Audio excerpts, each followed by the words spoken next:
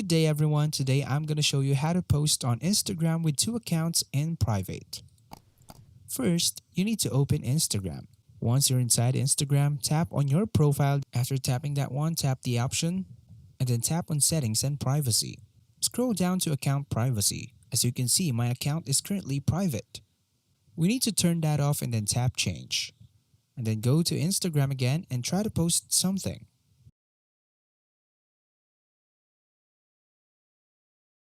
Let's try to select this one. Tap next. Tap OK. And then tap the tag people.